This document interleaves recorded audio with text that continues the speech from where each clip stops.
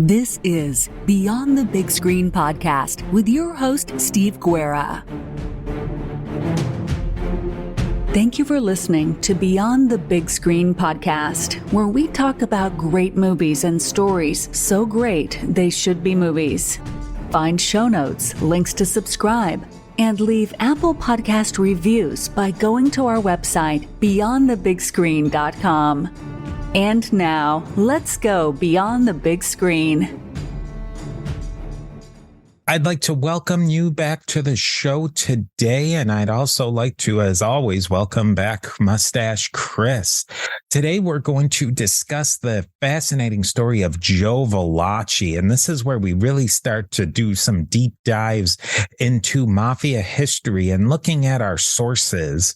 Today, we're going to talk about Joe Valachi and really what became the canonical story of how the early Mafia developed and then how it later began to collapse with one of its very first informants, what we could also refer to as rats. We're also going to, as a part of that, discuss the movie and the book, the Valachi Papers, which was a mixture of myth and legend and history all together. Joe's story through the book, the movie, and what we know from history is the basis really for how we study and understand the Mafia, for better or for worse.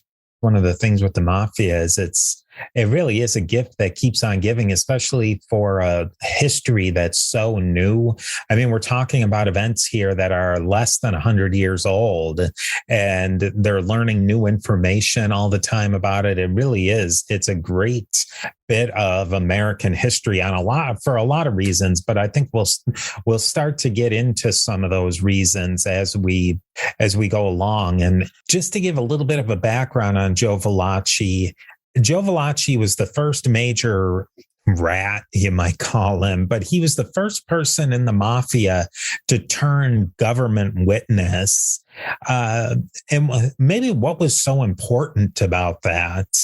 Well, he was there had been previous guys. I'm trying to remember his name right now. He was a guy in Murder Incorporated. He turned rat too, but he never actually got to spill the beans about anything because they got to him first. But he was going to. But Joe Valachi actually just said some of the deeper secrets of the mob, Omerta, how the ceremony works, the structure.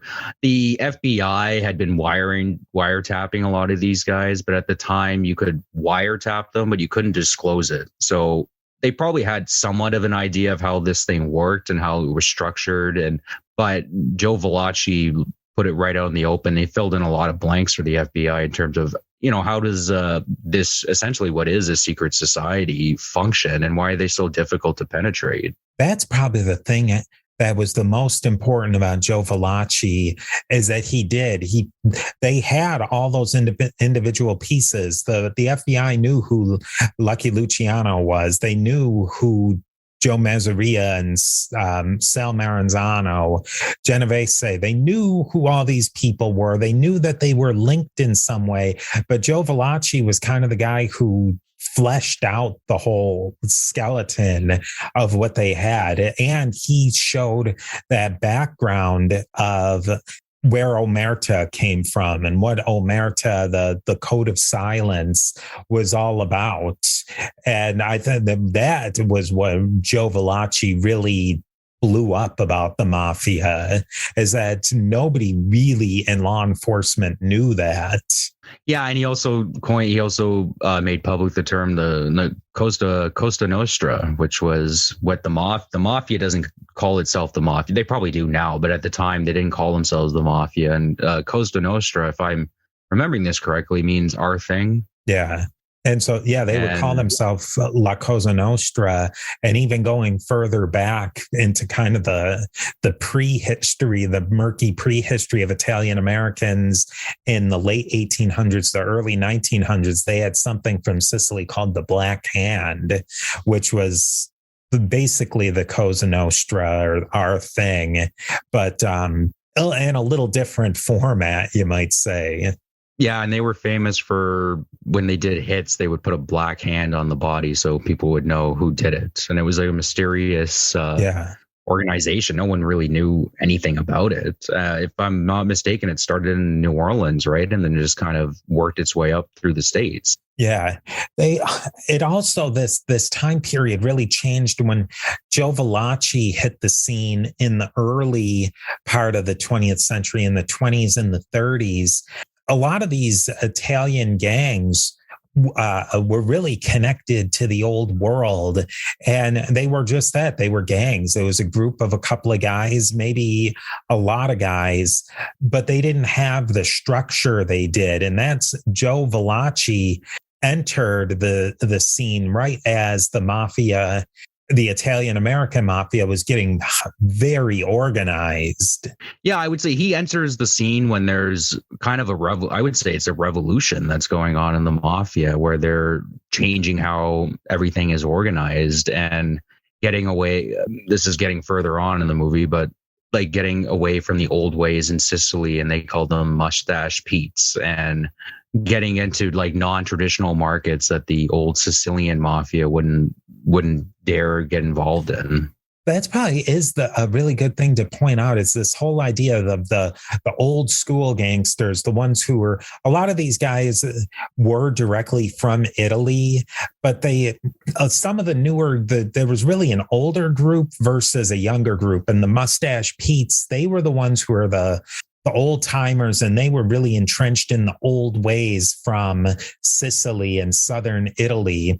And in the most part, if you look at them, a lot of those guys, those Mustache Pete's, came to the US when they were older, where somebody like Vito Genovese and Lucky Luciano and some of these younger guys, they came to America when they were really young. So they had kind of that American brashness to them. That's one of the key moments here, is that there was two guys primarily in New York City, Joe the Boss Mazzaria and Salvatore Maranzano, who are these old school Mustache Pete's. Their main bosses were Lucky Luciano, Vito Genovese, who were the kind of a new generation. But if I'm not mistaken, Joe the Boss and Salvatore Maranzano were only about 10 years older than Luciano and Genovese. To me, from my reading and watching this movie, the biggest difference between, say, Lucky Luciano and Vito Genovese, and you can throw like Meyer Lansky, I know he's not Italian, but the biggest difference between him and, say, Joe the Boss is Lucky Luciano always saw himself as American, and these older guys saw themselves as Italian. So it's a identity difference, in my opinion. That's where Lucky Luciano, yeah, he might look towards Sicily and, have some reverence for it, but he's not going to like listen to these guys in terms of how I'm going to run my gangster empire in the United States. These guys can bugger off. They can take care of whatever in Sicily, where Maranzano would probably look to Sicily and seek advice. I think it's a lot of it's almost like the old school divide between any immigrant, between the parents and the kids. Like you can almost see it where, like, a lot of times you'll see the parents will talk to the kids in like their familial language or their ancestral language. And then you see the kid who maybe even if the kid was born in the old country, but they came here super young, and then that kid will go and answer the parent in English, and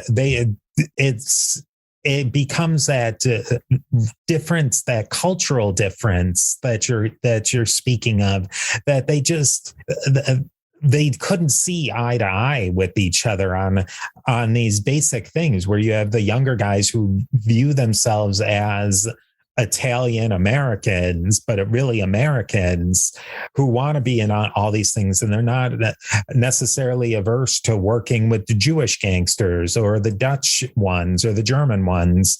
They just want to make money, like kind of the American dream type thing. Steve here. We are a member of the Parthenon Podcast Network, featuring great shows like Scott Rank's History Unplugged podcast and other great podcasts. Go to parthenonpodcast.com to learn more. And here is a quick word from our sponsors.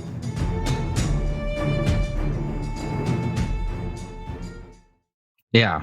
Yeah, that to me is the biggest difference, is that there was just a big cultural divide and just outlook on how things should be run. And it was, I mean, there was no compromise between these two visions of what the American Mafia should be.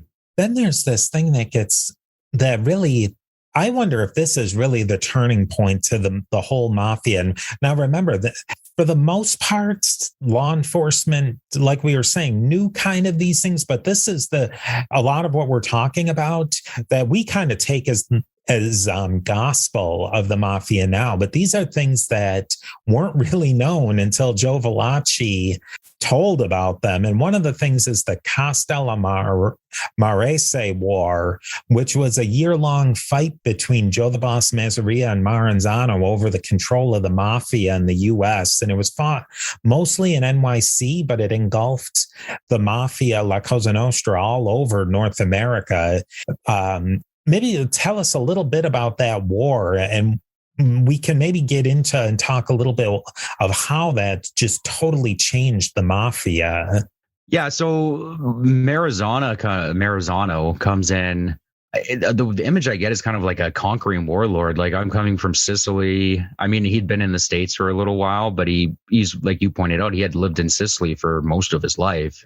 And he's coming from Sicily, and he's going to take on Joe the Boss. And Joe the Boss has this idea that he's going to be the boss of all bosses. And at first, Maranzano says that that's not the case. He wants to run it with like an aristocracy of the bosses, where the 5 bosses in New York will come to some kind of agreement. That quickly changes when he wins the war, as we'll find out later. But yeah, reading about this war is pretty crazy. Like, hundreds of people were killed, and people were switching sides back and forth. It reminds me of a civil war going on in the United States, almost like a country within a country. And Maranzano ends up winning at the end with the help of Lucky Luciano, because he turns on his boss, Joe the Boss, kills him with an agreement with that Maranzano is going to win the war, because Maranzano said what I pointed out earlier, that the 5 families are going to kind of run this as like a aristocracy of elites.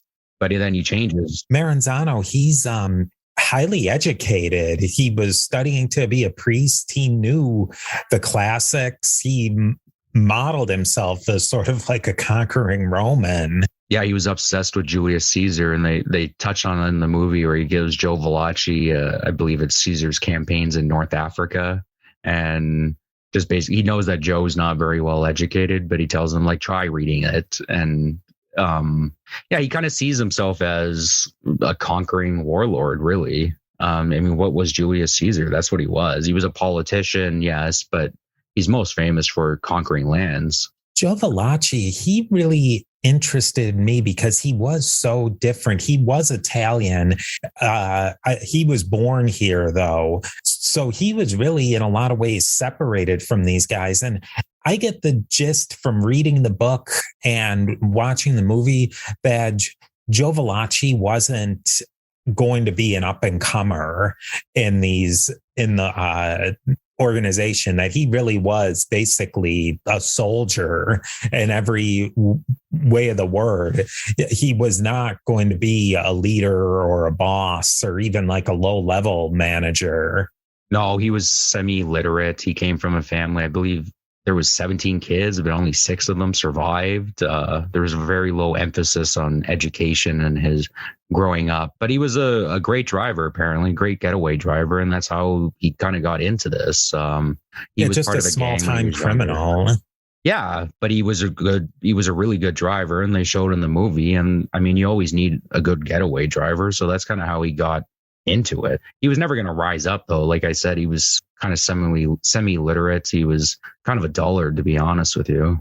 After all of this, Maranzano, he wins the war, and he really reorganized the entire mafia in the U.S. And he's really the one who organized the traditional 5 families in New York. And in a way, he was really trying to unite the tribes, so to speak.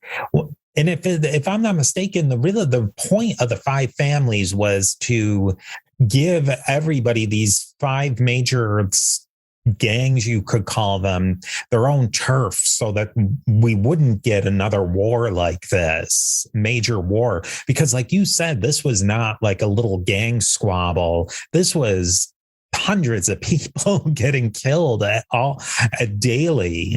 Yeah, and on the streets, like people just mowing down people with Tommy guns, and in busy supermarkets. It's not good for the mob to have this happening, because you don't want it like spilling out to regular people, and then it becomes an issue where they start getting the police really have to start doing something about this, where the government really has to take this serious. So he sets up the 5 families, but then he almost immediately breaks his promise that he made to Lucky Luciano, and he calls himself I can't pronounce it. What's it? The boss of all bosses. Yeah, the capo tutti capi, which just means the boss of all the bosses. Oh, and he's going to be kind of you could almost call it an emperor, because each of those 5 bosses of the 5 families, they're kind of like kings in their own right. But Maranzano is putting himself above all of them, which is a really interesting way to go about it. I mean, it kind of makes sense where you have one guy who's responsible for slightly making the decisions. Like if you look at how the kind of Persian Empire ran, like there was a king of kings, but the Persian Empire was pretty hands off. But there was certain things where you had to do for the king of kings. I think that's what Maranzano was trying to set up and keeping everybody happy. But the whole problem was, the reason this whole war happened in the first place was because Joe the Boss called himself the boss of bosses. And Lucky Luciano was like, this guy, he immediately went back on his deal, and they end up killing him too. And then Lucky Luciano sets up what is basically the modern mob now. Yeah, and part of the reason that Maranzano wanted to be the boss of the bosses was to have a system to deal with the squabbles. And that's sort of the next thing in the military structure that Maranzano kind of puts in, where you have bosses and underbosses and crew bosses and then soldiers, and where they would each answer to the boss or the capo, and then that capo would have to really, if they had a squabble with another family, they'd have to go through the boss of all bosses to iron that out, which in a way, that's a good thing. What Luciano kind of brings to the table is that they're going to set up a commission where all of they call it the commission, where all of the heads of the 5 families and some of the families from places around the U.S. like Detroit and Los Angeles and Buffalo would come together, and they would kind of conciliarly solve their problems. Yeah, it kind of reminds me a little bit of how the Polish-Lithuania Empire ran, where, there was like a king, but they weren't really in charge. It was like this group of aristocrats, and they would pick a king who was kind of it changed over time, but it got to the point where the king had literally no power at all. Does that comparison work? Yeah, I think that initially Maranzano wanted it to be more Persian Empire king, but it was just never going to happen. But one thing that I think is cool about the way he set that up is that really for the way that law enforcement worked back then, every single layer, from a soldier to a crew boss to an underboss to the boss of all bosses, it kept insulating the higher you went up.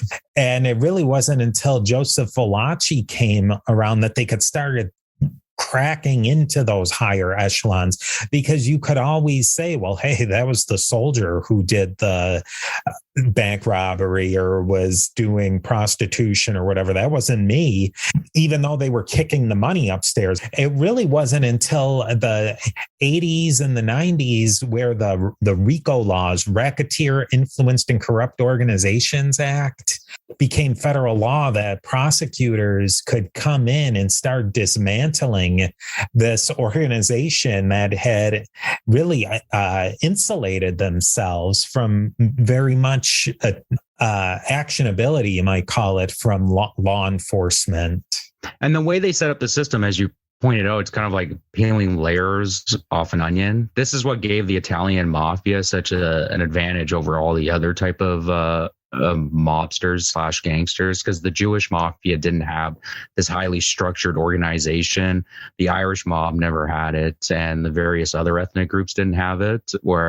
And also the mafia also had this ability to, if the boss died or something happened to the boss, it could almost seamlessly just be replaced. Where if you look at other ethnic groups, gangs, that's usually not what happened at all. But the reason this happened is because of this structure that they brought from Sicily and modified it a bit and applied it to the States. And by the time you get to the boss can legitimately say, I didn't tell anybody to do anything, because he really didn't have to tell anybody to do anything. A lot of these guys would just do this stuff on their own initiative. And obviously they would control it to a degree, but it would be hard to pin anything on them. That and all of that. And then I think what you're saying too, what they brought over from Sicily is they brought that structure that these were established families. And like you said, if something happened to the boss of one family, it was almost like a medieval kingdom. They could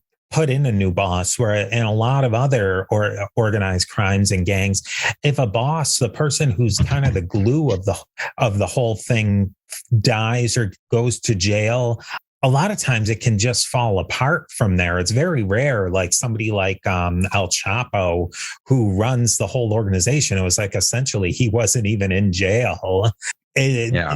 Most organized crime was very different than this really hierarchical setup that the mafia did.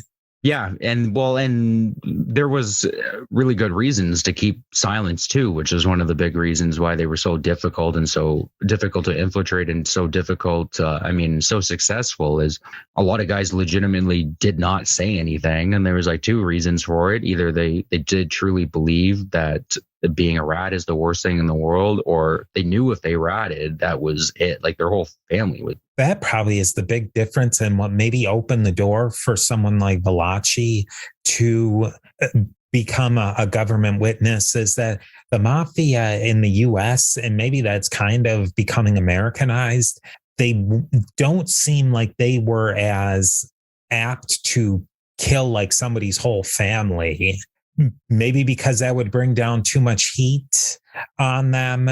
That's kind of maybe the thing that would have gotten serious law enforcement attention, is somebody's whole family gets killed. Or maybe it's just that idea of, they just didn't feel like they had the heart. Like in Sicily, and those old guys from Sicily, like, yeah, you break Omerta, that's 100% you're going to have your whole family killed for that. And we see other gangs and ethnic mafias do that, but it seems like it's more of a thing that comes from a very different point of view and becomes harder and harder when you, for some reason, I don't know, and maybe I'm wrong in this, I don't know what you think, Chris, but once you come to like America or North America, it becomes harder to enforce that.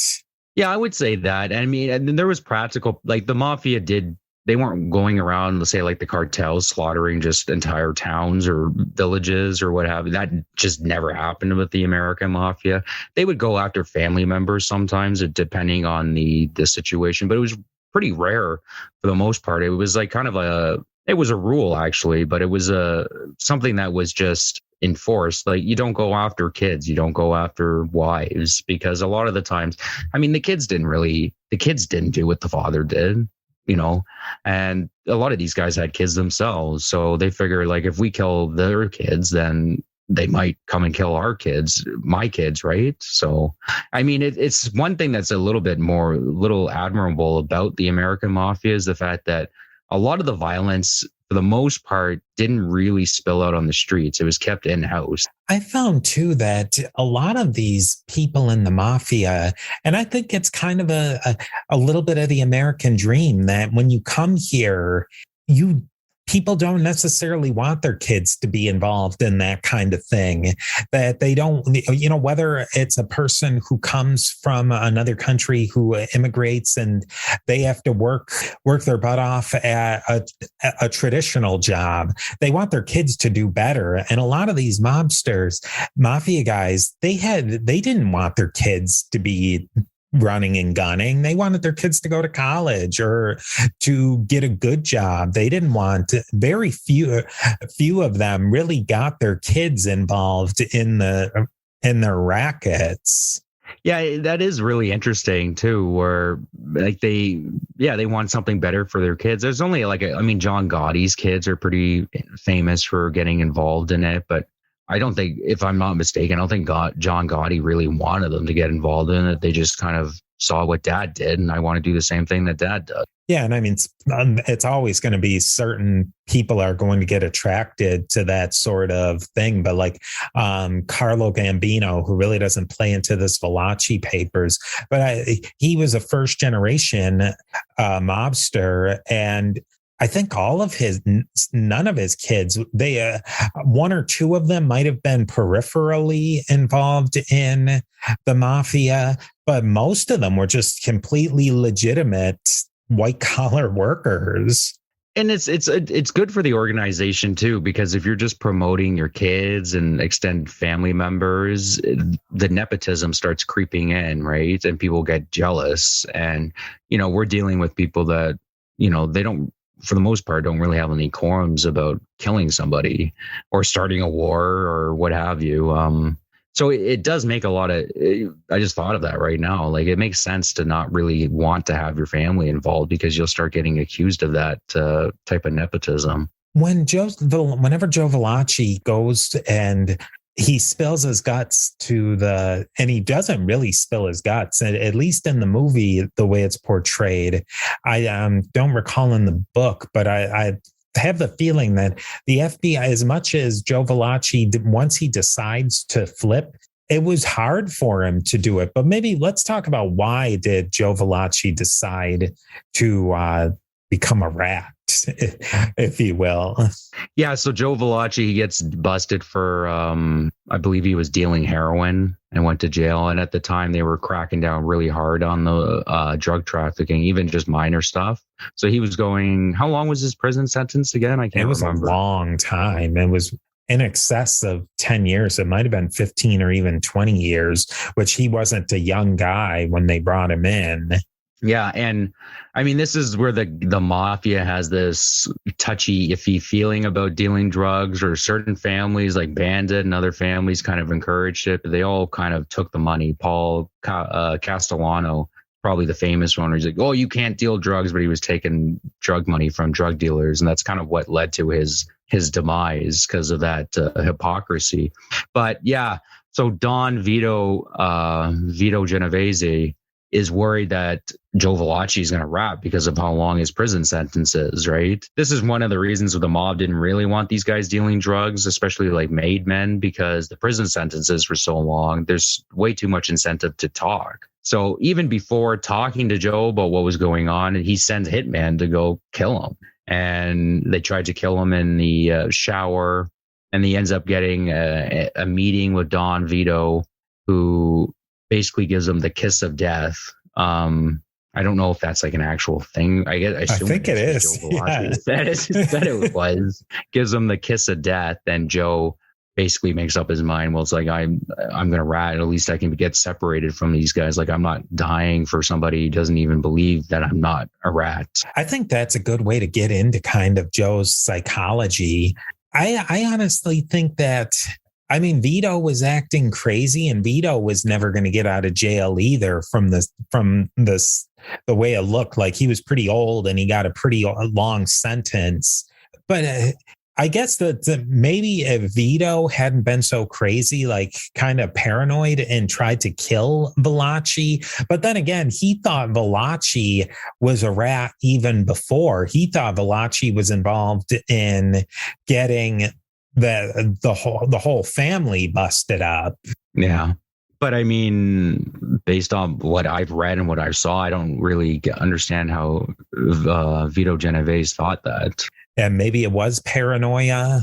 Well, and this is something that had kind of followed Vito his whole life, this paranoia and this quick temper and not really thinking things through. Like, he was up on a murder charge. He was a boss at one point, and he ended up getting up on a murder charge and having to flee the country to Sicily, and then ends up coming back. So this type of behavior had followed Vito his whole life. Vito, it was right around World War II, and Vito became real tight with Mussolini while he was over there. And that really tainted him when he came back, because Lucky Luciano, for everything you could say about Lucky Luciano, he was a war hero in his own right. He didn't go fight overseas, but German infiltrators tried to come into the docks in New York City to spy and sabotage, and Luciano locked that down.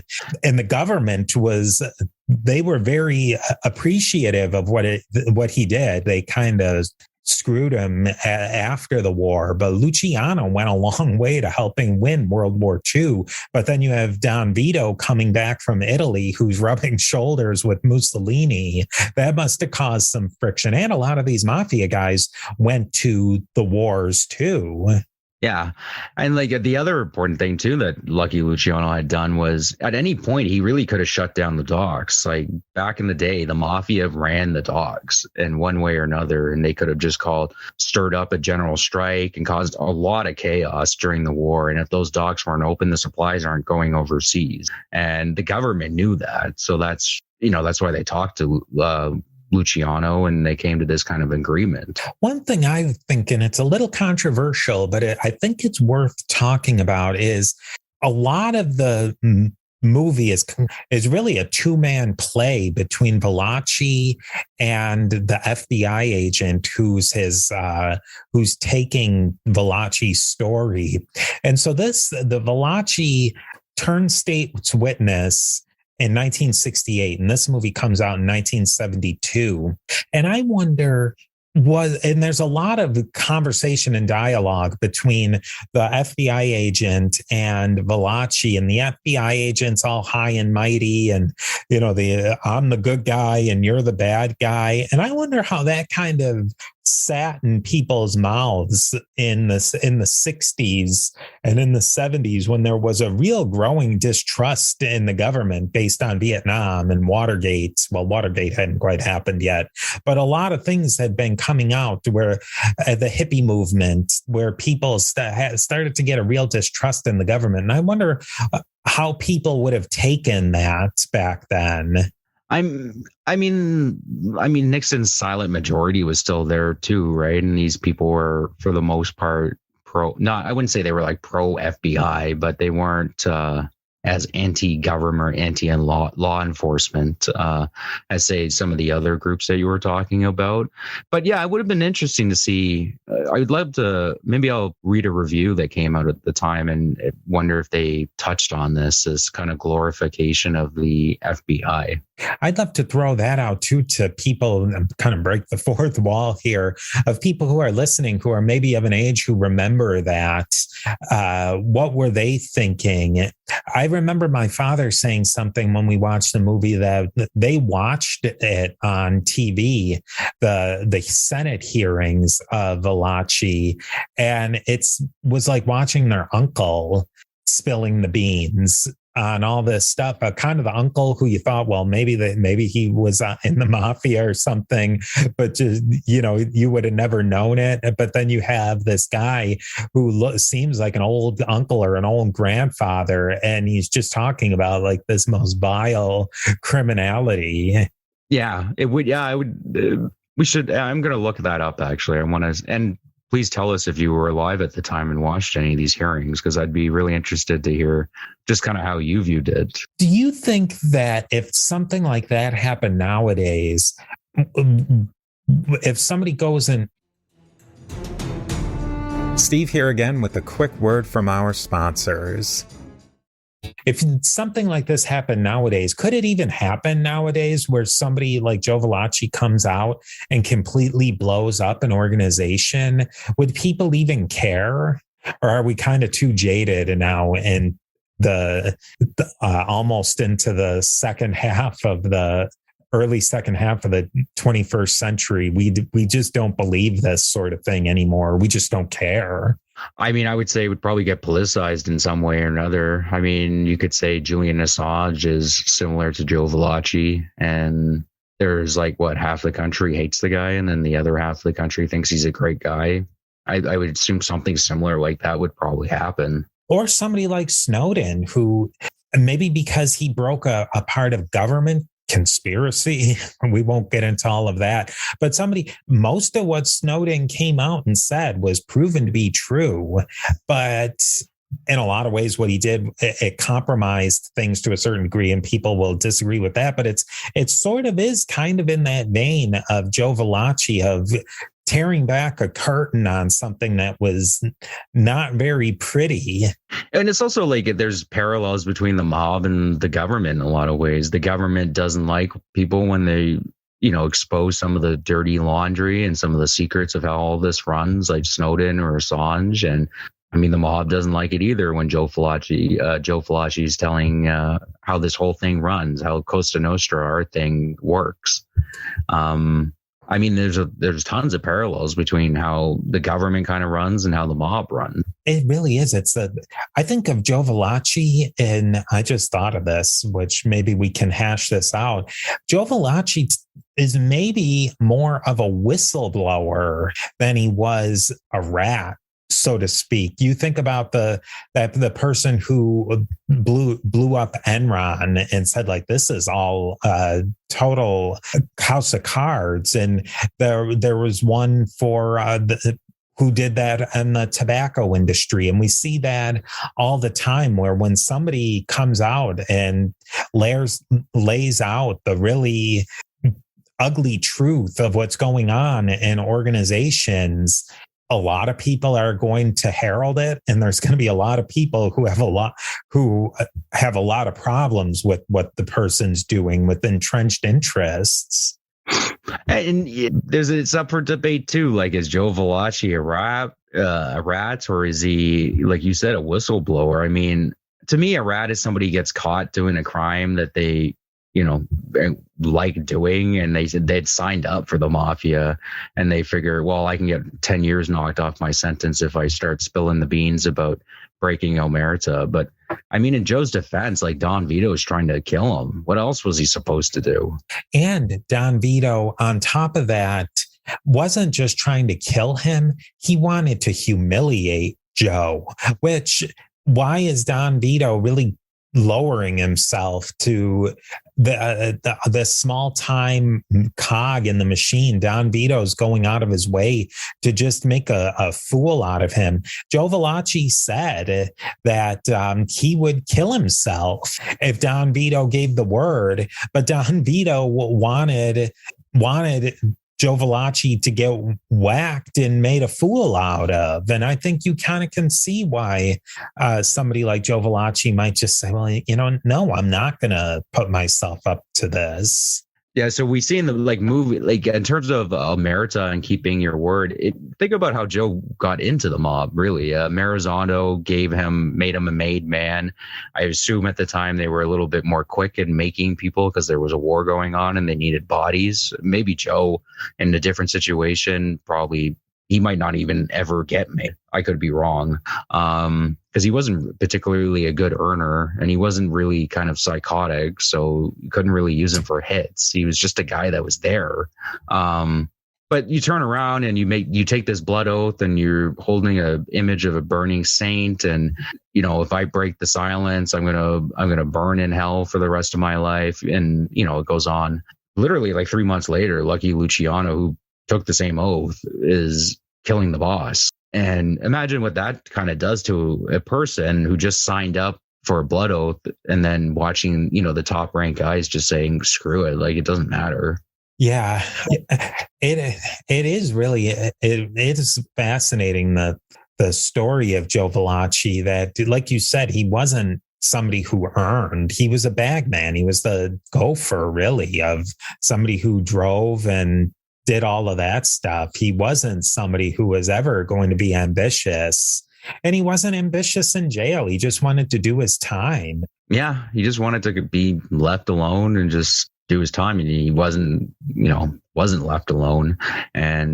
But I mean, the more I read about Joe too, he kind of seems like a bumbler. Like in jail, he gets even a longer sentence because he thinks this random prisoner that's coming up to him is a hitman that Don Vito had sent, and he ends up killing him. And so he gets a life sentence slapped onto his sentence. And then the way he got busted with the drugs, and he got busted when he was a Minuteman. I don't know. He seems kind of like a bumbler. Does that make sense? Yeah, he was really in it. The best place he could be as a driver. He had a little restaurant that was his front, but otherwise most of the stuff he did is Don Vito would say, go drive my girlfriend here, or go pick up this package there. Like, that's all the stuff he was really doing. It's not like he was running these major operations or anything, and he didn't even really do many hits. No, he probably was at, I think he was at some hits. I don't think he actually did any hits himself, but he was the driver. So when the hit was done, it was his job to,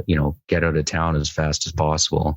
I wonder what you think of the movie, because the movie was really at an interesting place. It was done by Dino De Laurentiis, and it has a very foreign film to it. If you watch it, it is quite different than any other mafia movie you'll watch. It has more of a play aspect to it. And I thought watching it that this is probably the kind of movie that you really would like. Yeah.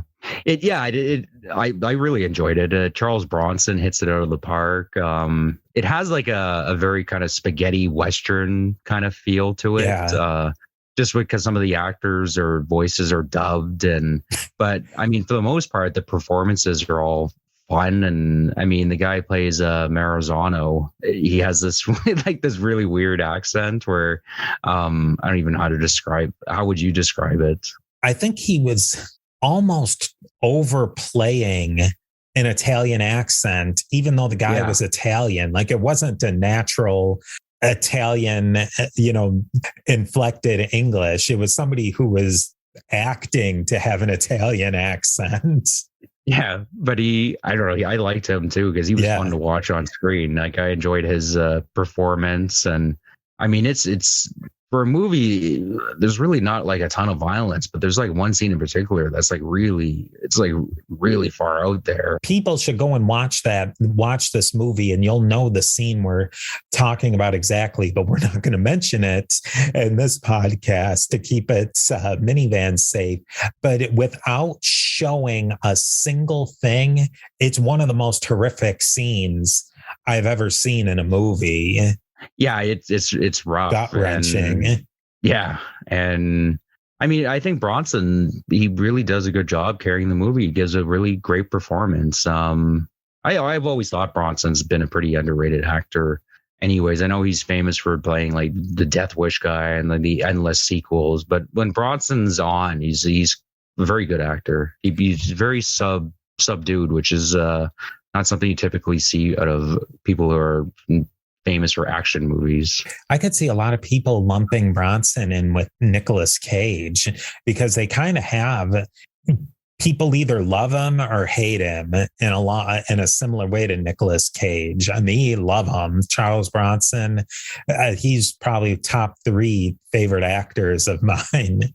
He's also in one of my favorite movies too, Once Upon a Time in the West, which was a the magnum opus spaghetti western that Sergio Leone directed, and Charles Bronson starred in that movie. And there's just huge parts of that movie. I think eventually one day maybe we'll do like a western series. We'll get down the road and we'll do that one. It's a movie where not much is said, and Bronson does a brilliant job. He doesn't even have a name in the movie, just conveying all different types of emotions with his steely eyes. One problem that I had with the movie, and it was actually a problem that Charles Bronson had with the movie, is that they're really telling about 40 years of a story, but Charles Bronson plays somebody where he starts off and he's in his late teens, early 20s, and then he's playing somebody almost into their 70s.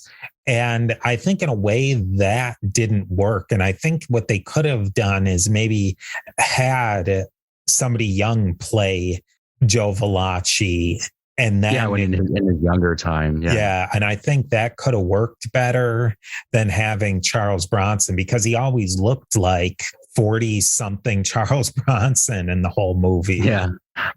Things like that. I don't know. I've never really been much of a stickler for that type of stuff, but I could see why people would have an issue with it. It's like you see Bronson, like the first time he goes into jail, and I think he's like in his early 20s, where Joe would have been in his early 20s at that time. And yeah, he looks like he's 40 years old. I think they put a little dye in his hair, and that was about it. Yeah, that was, and all the characters, they always looked the same. And I think they maybe could have separated that out a little better. And then you have a supposedly 70-year-old Joe Valachi when he's going to the jail in the 60s. And besides gray hair, he's completely ripped. Looking like a 40-year-old man, in good shape. Yeah, Bronson's always been in pretty good, like most of his life, always been in pretty good shape. And he's not like the typical like muscle guy. He looks like slim and athletic and like you pointed, just fit. He doesn't look like a 70-year-old man. Like a 70-year-old man, I don't care how much you work out, how much you take care of yourself. You're going to have a little bit of a gut, and the muscles are going to sag a little bit. Your skin's going to look a little leathery. Yeah. Yeah, I think that was kind of a miss to the movie, but I mean, it was minor, but it also kind of led in. I think it gave you more of that play feel to it. Yeah, for sure. And it for a movie that's kind of based on what happened, from my understanding, it's pretty accurate to the story that Joe told. It has kind of like you pointed out, like a play feel to it. It's not. It almost seems kind of like a fantasy. Does that make sense? Yeah, I think it does. I think that's a really great way to describe it. Is it does have kind of a fantasy feel to it. To me, that's what made it a little bit more. That's what made it enjoyable, because a lot of the mob movies that we'll end up talking about are like super gritty and have like a super realistic kind of tone to them. And, it gives you something a little bit different. Throughout this entire series, we're going to be hitting on some certain themes that will just keep coming up time and time again. And as I was brainstorming these, I was thinking why was the mafia so powerful? And why does the mafia have such a mystique to it? And is the mafia an American folklore or legend? And is the mafia sort of the new Western and Old West that, and these are just some of my ideas. And I thought maybe today we could just tackle one of these. Why does the mafia have such a mystique? If you look at what the mafia was able to accomplish in, a relatively short period of time, it's pretty incredible in terms of like running a lot of labor unions, gambling. They basically built Vegas. And potentially maybe being involved in the assassination of a president. We'll get into that later. Yeah, so if you look at like somebody like Lucky Luciano, he's extremely intelligent, and he had this will to power where he's willing to take risks and risk everything to get his vision of the mob. And if you look at Capone, it's just just a very interesting story how this guy came about and was one of the richest Americans of all time, built on a criminal empire. And everybody knew that the empire was criminal, yet nothing was done about it. They did end up getting him later. But people liked Al Capone for a long time, even when he was alive. And it changed as he got older. The mystique, I think, too, is the fact that the mob is kind of a country within a country. They live by their own rules. They don't live by the government's rules. They don't live by what the police and the FBI and what typical society tells them what they should be doing. They have their own thing, as they call it.